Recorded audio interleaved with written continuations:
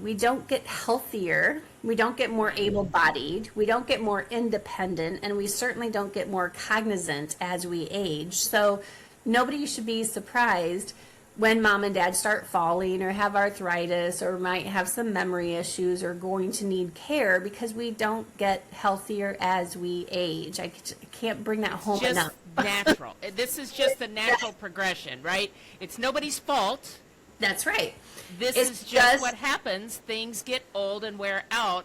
Just like an old car, we are an old machine. That's right.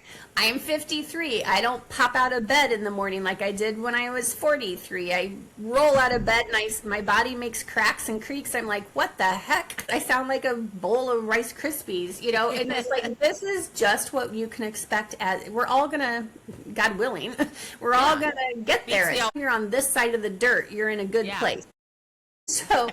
But here's the challenge. When families, you know, those 31% that did reach out or get referred to me when things were going well, that was the reason why they weren't ready to put a plan in place, because things are going okay. And I'm like, that is the perfect time to put a plan in place because everyone can have some input. Your parents will get better care when we plan it out versus them ending up with whatever home care or whatever facility has an open bed. That is the last thing you want for a parent, right? Yeah. But that's what Yeah. usually people tend to do.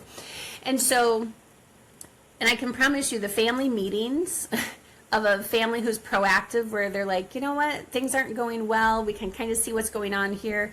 There's laughter, there's joy, there's kidding back and forth, but when families are in crisis mode, there's none of that. It is tears, anger, scared, fear, overwhelm. And so just the dynamic and the tone of the family meetings are entirely different. So I had a very grandiose goal. I really thought when I left corporate America and started my own consultancy that I would be able to reach families proactively. Like, let's plan ahead, let's save time, money, stress, overwhelm, let's prevent caregiver burnout by putting an aging plan in place. But the reality is the market is what it is.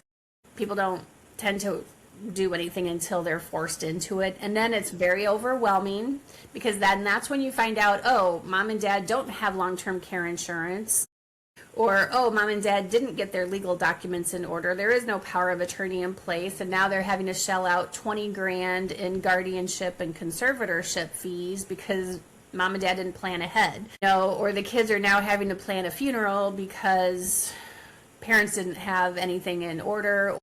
Mom had a stroke. She's the one that's been taking care of all the finances because dad has dementia. There's been no conversation about who's the financial advisor, who's the attorney, what's the accounts, the passwords, which bills come out of which account. Kids, here's what you need to know. There's none of that. And so you can imagine when everything goes sideways, the kids have to deal with, or the healthy spouse has to deal with, okay, what do we do now?